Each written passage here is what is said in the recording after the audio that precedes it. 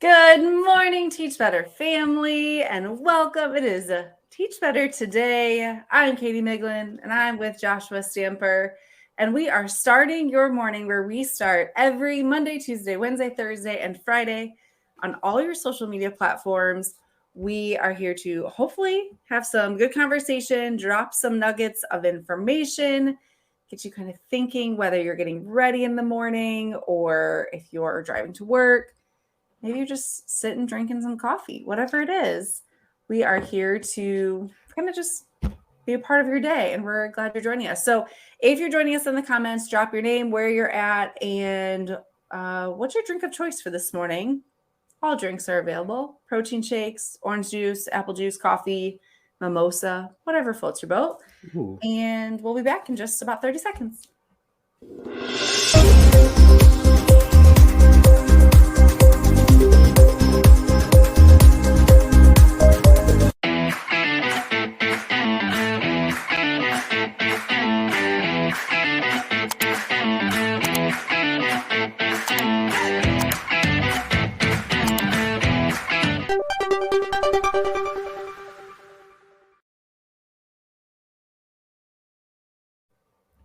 Good morning, Teach Better community. Whether you're joining us in the comments, whether you're listening to our podcast, we are so excited that you have made us a part of your day. I'm Katie Miglin, and this is the famous, wonderful Joshua Stamper. Josh, good morning. Good morning. You said mimosas, and now all I can think about is having one. I know. It sounds so good right now. It does sound so good. Or Bloody Marys, if some people are Bloody Mary people, I think that's kind of like a salad in a cup, but whatever. Yeah, wherever you're joining us, whatever you're doing, thanks for joining us today on Teach Better Today. I'm excited because we don't get to record very often. So it's true. Apparently we didn't mess it up too bad the other day that they let us do it again.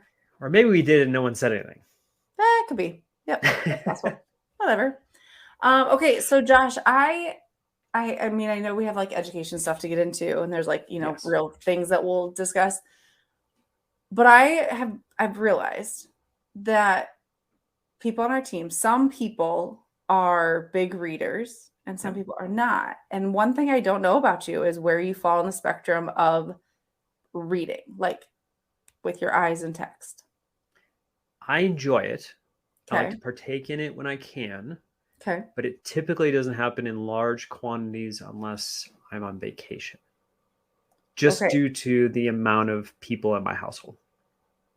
Which, in case you weren't sure, Joshua Stamper lives in a very busy house with a lot of children.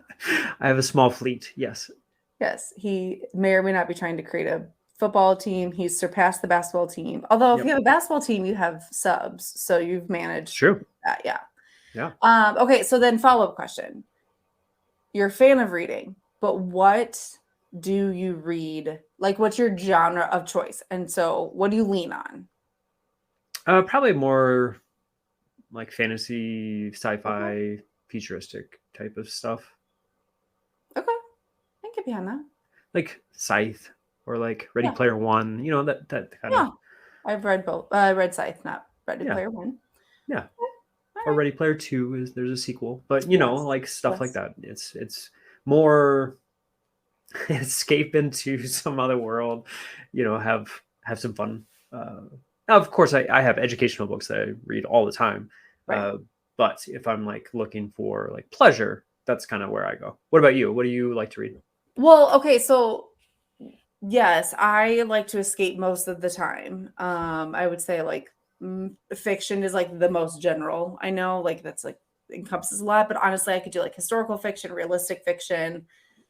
My mom and sister and I all read similar books. And so I don't know, maybe like once every other month or something, we'll all go buy a book and then we read it and like kind of rotate, which will get us through a few months. So I would say like we're pretty bigger, like decent readers. I go through phases for sure. Sure. But this is why I was bringing this up, is I feel like there's this like misconception of that people who do a lot in the education world. So like yourself, I think, okay, you have a podcast, you run our podcast network, you've written your own book. like, I don't know why, but I just assumed that people who live and breathe education, like they maybe are educators in the classroom or in schools, and then they have like side hustles, that they like also live and breathe education in their reading. Like I forget that people can have other interests. So I guess I just assume the only thing you read is like education books because I don't know why I thought that. Isn't that weird? I think that's a pretty common perception. I mean, like I do, it's just I don't in large quantities, Okay. and that's really just in all reading. So like if I get a chance to sit down and read, it's only, a few pages here or there, Right, or, right. people, I mean, the benefit of having an educational podcast is I get a lot of authors as far as interviews and Yes. whatnot, and they send me their books or resources, and whatnot. So, I try to do my best to make sure that I consume as much content as possible. But at the same time, like life is crazy and busy. And so Yeah. I can only input so much at a time. And so I think that there is that avenue that always is being input, but at the same time, Mhm. like sometimes I just need to like step away from it. and it's a Yeah. good escape to like get into these like dystopian crazy fantasy stories to, you know, Right. change it up a little bit. But then I also have like business books like super fans, I Mhm. just read that, and there's other like business types. So like self-help, like Yes. Like the self-help. Mhm. what was it, Atomic Habits, that's a great Mhm. book by James Clear. So like I've consumed that content. So it's just like there's different things that I consume that's different than education, but it's just kind of like whatever I'm feeling in the mood for at that moment. Okay, I do find though, like to kind of piggyback on your point of, sometimes we do get it from ever, especially like in our roles now. We both Hmm. have stepped away from like the physical schools where we would be tied to. Now we work with schools all over, our job Yep. looks different. But sometimes it is like there's just so much. There's so many people out there that are, like writing books, all kinds of different books, whether it's children's books or education books, plus like the books that we know we should read to better ourselves as just like leaders. And it is sometimes hard, and so sometimes I do find like I get overwhelmed on my list of what I should read. Like I know these will be really good for me professionally, and I lean on like what I just feel like reading, because the time, like you said, the time I sit down and read is so few and far between that it's like I have 15 minutes. I don't know that I want to like read a self-help that's going to tell me how to be a better person because it might make my brain explode. I want to like read about a murder in New York for 15 minutes, like I don't know. So I do like agree that I think sometimes it's like finding that balance of like what are you wanting to get out of the time you have to read. Um yeah, I just think it's interesting. We know a ton of people in our network who post on their social media like the books they're reading all the time. And I'm just always like amazed by how quick people can get through books or how often they read. Cause I'm with you. I'm like, I can get through a couple pages at a time unless a human bothers me. And I don't even have that many humans in my house. Well, and I have a house full of like my two oldest kids. Yeah, actually, all of my kids for the most part are like fantastic readers. They've got a book in their hand all the time. Good. Leslie flies through books like on her Mhm. Instagram. She's posting all the time, like just insane amount of books that she reads. So like I try not to compare myself to them because like they're just doing, they have a lot more time on their hands to read and whatnot. Mhm. And Leslie does it where she she's up till, sometimes she gets invested in a book. She'll be up till like midnight or 1 a.m. And I'm like, I can't do that. I'm sorry. No, no, my I'm sleep out. cannot be sacrificed. Yes. No. The small amount that I get, I value, and Yeah. that is more important to me than reading a story. So I think it's healthy to not always stick to just like one piece, like not Mhm. just all educational, not just all self help, and sometimes we do need a rest with our brain to go into something else that's maybe a little more entertaining and takes us away from some of the stress of our day. Agreed. Agreed. And I'm also married to a fast reader. I got Matt this summer a Kindle for his birthday. And at first he was kind of like, this wasn't necessary. We don't typically exchange gifts for anything. So it was like, he got it, from us, like from me and the kids. And he was like, am I going to use this? I don't know. And he literally has it with him all the time. And I'm like, remember you said you weren't going to use it, but I think he can fly through a book and then he doesn't have Yep. to wait to go get another one. It's like right there, which is awesome. But I try not to compare myself either because I'm significantly slower, but I also preserve like my sleep. I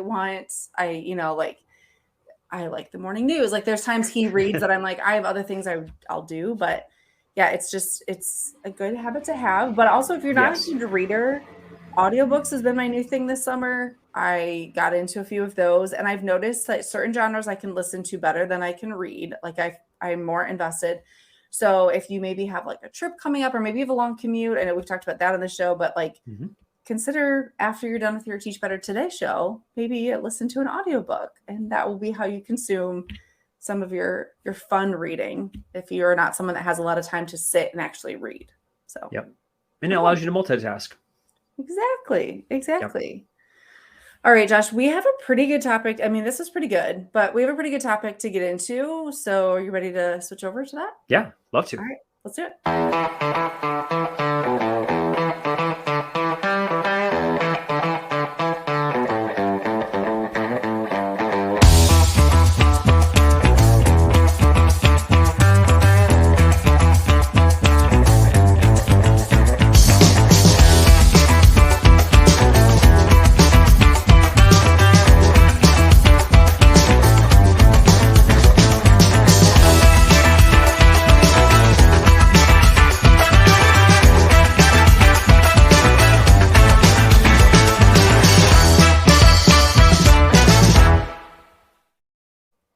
Good morning, Teach Better community. My name is Katie Miglin, and I'm with Joshua Stamper on Teach Better Today, where we go live every single morning, Monday through Friday, on all of our social media platforms.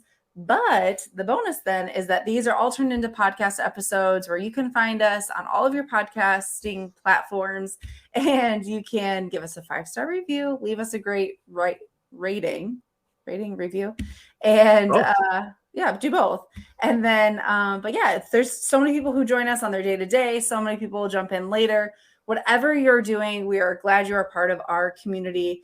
If you want to stay a little bit more connected, we do encourage you to go over to our private Facebook group where there's lots of educators having great conversation every day, and also where a lot of the comments happen with this feed. So excited to kind of be a part of your day. And we've been talking about reading, we've been talking about books, but you said something that I think we need to fully dive into. And you said that your wife, Leslie, is a big reader. Yep. And you try not to compare yourself to her. And I agree that I do the same thing in my house. I try not to compare myself to my husband, who's a fast reader, but the idea of comparison is something that is not talked enough about in the world of education. What are your initial thoughts on that? Well, I have fallen into that trap often. So it doesn't matter if you're a teacher and you're viewing someone maybe next door, down the hall from you, as far as their relationship with the students, or maybe the way that they provide instruction. Maybe if you're an administrator, comparing yourself to other APs, maybe that are moving up into principal positions, and you're saying, what are they doing that I'm not, type of thing, or even just on social media, because I think that's probably the most evident thing. Just people outside of education, in education, that, they're going on this vacation, they're getting these great things. And this came up actually the other day. I was talking with my two oldest who run cross country. So they have been running, they're in season already. They've been running all summer, preparing for this. And one of them got a PR, so personal record. And of course, with cross country, it's never just like one distance. They have multiple distances and they have personal records for each one. They got a PR. But when I got to them, they're extremely sad because they didn't place where they wanted to place. And they started doing the comparison of where they were in line with the people that they're competing with. And I had to stop them and be like, no. We're not looking at the place that you ran in.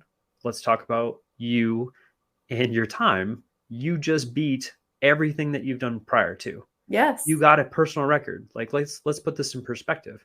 So instead of doing the comparison game and competing with others, let's just look at the fact that you had extreme growth. And it wasn't even like a personal record by like 0.001. It was like significant. It was like 13 that's seconds. Awesome. That's huge. Yeah, huge. So let's celebrate that and keep things in perspective. And I think that's a good lesson just in general with a lot of aspects of life, right? Now that's just sports, but a lot of times we look at everybody else and start to look at their situation, which if we really were to break it down, it's not the same. Everyone is different. Everyone has different experiences. Everything is completely unique to themselves. But when we look at, okay, let's talk about my classroom and my teaching strategies, instead of saying, okay, let's compare myself with the person next door.